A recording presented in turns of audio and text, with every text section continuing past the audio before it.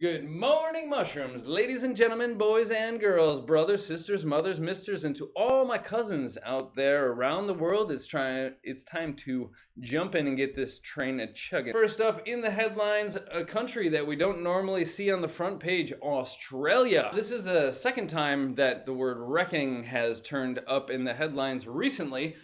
However, I don't really quite agree with the usage, but once the writers get onto it, then they just keep using it. However, to reckon is to think about something, to evaluate, to judge. Just like the day of reckoning or judgment day, when a creator decides if you go up or down, supposedly. But so they're thinking about it, they're evaluating it, they're trying to figure out where they stand on things. And looking at the caption here, whoop, too far. Discrimination against Australia's indigenous population is entrenched. Indigenous, the indigenous population, in this case they're talking about the Aborigines, the people who were native to Australia before the introduction of the white man. We often hear about indigenous peoples, indigenous species of plants and animals. They are native to an area, they're not invasive, they're not imported. The discrimination against them, to discriminate against somebody, to take negative actions against them, is entrenched. Now, much like in World War I, they dug trenches and the wars were fought from trenches where the people were down in long holes that are shaped like a canal. It's a fortified position, right? However, in this case, when we're talking about entrenched ideas or beliefs, it means that something has been so ingrained or become such a deep part of society that it will become very difficult, if not impossible, to change. Problem with a lot of places in this world, we're dealing with a lot of entrenched ideologies, entrenched beliefs, and systemic problems. Boom, more recycled vocabulary. I spent time in Australia. I was quite surprised by the level or amount of racism that I encountered, not against me, but that I witnessed while I was there. And so that's something now that they are reckoning with, they are thinking about and dealing with. As we've had before, the death of George Floyd and then the protests against police violence and systemic discrimination and everything else is resonating, is reverberating, is echoing around the world. It has had a serious ripple effect. We've had it before, but George Floyd's killing puts the spotlight on similar cases around the world. To put the spotlight on something, like you see on a stage in a theater, it means that that person is the focus of attention. It is in the light. However, especially now that they're in the light, it implies that before it was in the darkness, and it wasn't something that people were paying attention to or really even maybe noticing that much because it was just in the darkness, backstage, offstage, to the sides. Good visual vocabulary here. Swipe. Trump is getting his reopening even as the virus takes another swipe. To take a swipe at something means to basically try and hit it. But let's look at the word here, swipe. In the word swipe, if you get rid of that S, there is wipe. And if we're wiping a table, or as a teacher, wiping the whiteboard, implies a back and forth sort of motion. And so to swipe means basically to hit, but with a arcing sort of motion like that. Similar to, well, in this case, if it's an open hand, then it's a slap. But the slap implies the open hand. The swipe implies a sort of circular sweeping motion like that. Much like if you're driving in your car and somebody comes and they turn into you like that, you say that you got side swiped. You were hit from the side. There's that motion from the side coming in. It's not a direct jab or punch. Here, yes, the virus takes another swipe on society or at society, causing damage. Next up, the United States has surpassed 2 million cases of COVID-19. Yes, if you're watching the numbers, it keeps going up. Over or above, so it's actually passing over that 2 million person mark. Moving on. His claim, the Orange Monster's claim, was factually and legally baseless. It is without a base, without any foundation. It has nothing to stand on, and therefore it's just you could kind of say ridiculous. And so if a claim is baseless, that means it's not based on any sort of evidence, any sort of proof, any sort of fact. And so, yeah, you hear about wild, baseless claims, wild, baseless accusations. It's something that, well, sadly, we've been seeing a lot of in the news recently. Remember, less, meaning without. Doubtless, homeless, hopeless, helpless, maskless, faceless, all different ones that we've seen in the headlines here on the show. This is a strange one. Footballer rescued after being stranded at Mumbai airport for 74 days. All right, now we've all probably seen the film Terminal, where Tom Hanks is stuck in the airport, unable to leave, based on a true story. It's not baseless. Woo. He was stranded there, and to be stranded somewhere means to be unable to leave, to be stuck. However, stuck is here. This is stuck at the next level with no sort of help, being stranded on a deserted island, much like another Tom Hanks movie where he's stranded on the island. I forget the name of it off the top of my head. Drawing a blank. Ooh, after being stranded. Now, stranded, you could argue, is an adjective, but this is also sort of a passive adjective. Being stranded by the virus, or by the situation, by the lockdown, by the quarantine issues, just like you could say, I was embarrassed. Embarrassed is an adjective, but you'd say, I was embarrassed by what happened that evening. And so, is it a passive? Is it an adjective? Lots of times we've got that sort of overlap, and it's really too close to call. For 74 days, he was stuck. He was unable to leave. 74 days, that's a long time. You tell me he just couldn't get a flight or he couldn't leave the airport? It's strange.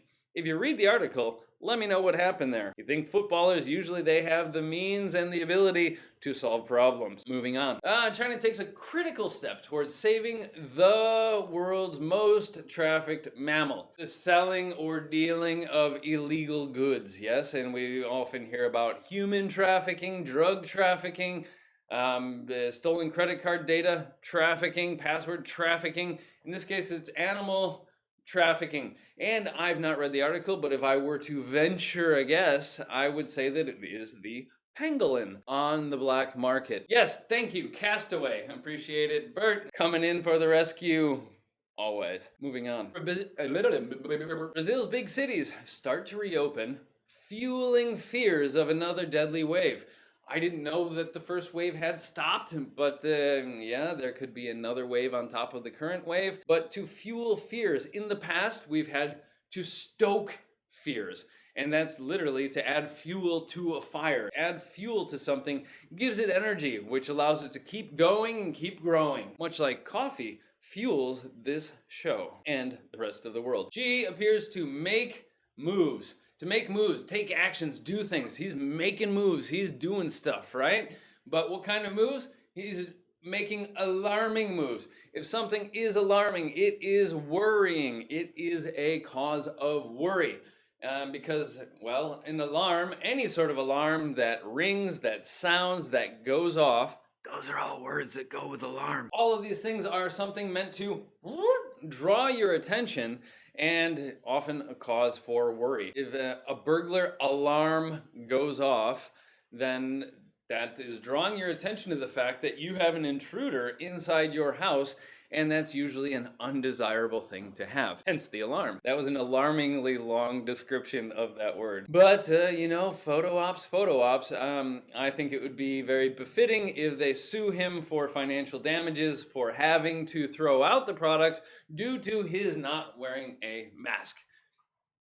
That would be a fitting end to the story. More recycled vocabulary. Moving on. Yes, he has been forced to resign or step down from his position, and the company is cutting ties with, or other companies are cutting ties, terminating business relationships with CrossFit due to the comments of the founder, because he doesn't mourn George Floyd. To feel and to show those feelings of sadness after somebody passes away, after somebody dies, or somebody is killed, murdered. He even cracked a couple jokes, and as a result, there has been enormous public backlash against the company. His little joke definitely backfired. So not only was he the greatest basketball player of all times, feel free and ding me in the comments if you want to fight about that, but yeah, apparently he is an amazing fisherman. However, in deep sea fishing, I also think it's kind of just a matter of rolling the dice and getting lucky. I'm not a fisherman, let alone a deep sea fisherman.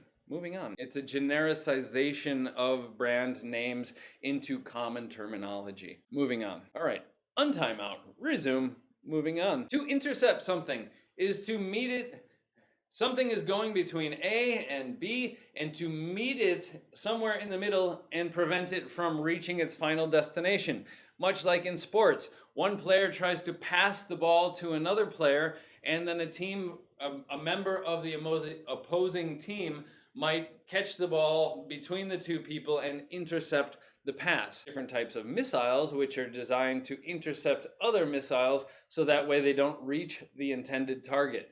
In this case, the US intercepted Russian bombers and fighter jets off the coast of Alaska. This could or should be a cause for alarm, and it is worrying. However, it would be even more so if it didn't happen at least a couple times a year. To raise the tension, stoke the fires, fan the flames here, Russia. Just stay out of everybody else's airspace, and I promise I will talk to the Orange Monster and see if we can't do the same. All right, moving on. Being in a weak position mentally, physically, emotionally. And so yes, we are quite vulnerable at the moment because, well, I mean, we have a lot of uncertainty with work and financial situations and family members who are ill and worrying about the potential of other family members becoming ill. And so, yeah, we're all worried a little bit right now. And normally, we need closeness. We like to hug and embrace each other and reassure each other that physical touch is very important for humans. However, now coronavirus has deprived us of that. It has taken it away from us. To deprive someone of something is to take away or withhold, keep away something that they need. To boost, to push up actively, therefore increasing. Just like if you wanted to climb over this fence, I could give you a boost and push you up so you could get over the fence. And so we often hear about boosting your mood, boosting your mental and physical health, lifting your spirits. Whereas lifting kind of seems like pulling from above. Boosting is definitely pushing from below. Boost sales, to boost revenue. Yeah, we're going to fire a whole 10% of our workers, a headcount reduction to boost our profits. The person that you're describing is of a same group as you, fellow humans, fellow Americans. We are gathered here today to blah, blah, blah. And so it means we are of the same collective group. Thank you for listening, my fellow humans. L'Oreal dropped this model for commenting on racism, and now it wants her back. All right, hindsight, looking back. Hindsight is 2020. Looking back, we have perfect vision about what we could have, would have, should have done in the past.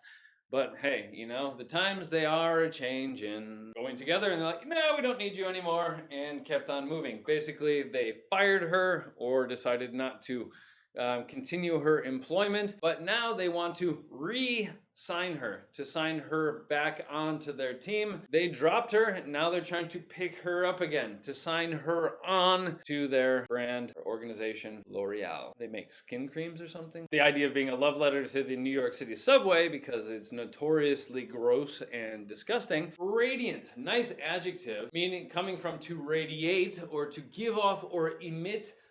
Maybe radiation. Ooh, yes, so atomic particles or heat or light. Often we'd say like a glowing compliment or a glowing letter, a glowing recommendation for somebody. Using radiant here, it feels to me like the writers were trying a little bit too hard, but yes, radiant. It looks a lot like Mars. A lot of very sparse vegetation, completely devoid of vegetation. Moving on. HSBC, the Hong Kong bank, has given the thumbs up to those Chinese laws that have been introduced, and the residents of Hong Kong are protesting against, siding with the government, protecting their own self-interest and profits, but therefore shareholders, and they are kind of obligated to do that legally, and so it's a gray area.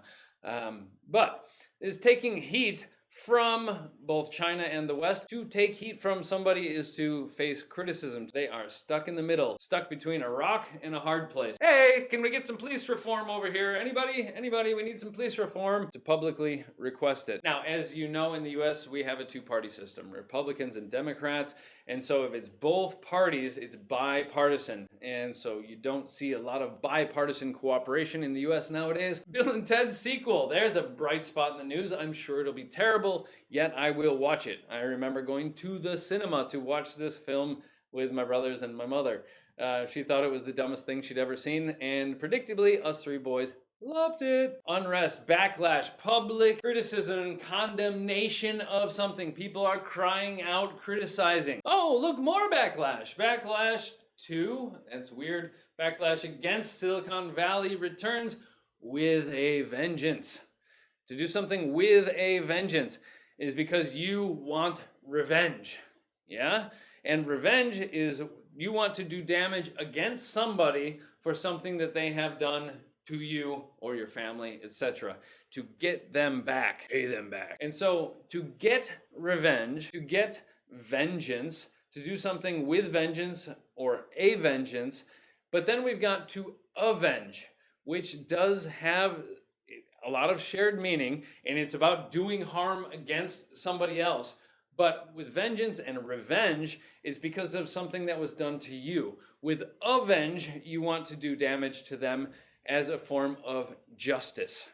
And that's why we got Avengers Justice League, if I'm not mistaken. The headlines weren't quite as colorful today as the last couple days, but hey, I don't write the news, I don't make the news, I just pick it apart and explain it for use. Those were the headlines for today, Thursday, the 11th of June. For English Otherwise, thank you very much for tuning in. Please do click the follow, like, subscribe, and all of those things. As you know, the recap condensed version of this will go up onto YouTube at 6 o'clock, and probably be other little parts that I pick out and put on YouTube as independent, individual, smaller segments. Like, thanks, subscribe, check us out on Facebook, pass us along to a friend, help make the world a better place. This has been Breaking Down the News, and if I don't see you sooner, 8 a.m. tomorrow morning. Have a beautiful day, much love, and bye-bye. Stop the stream.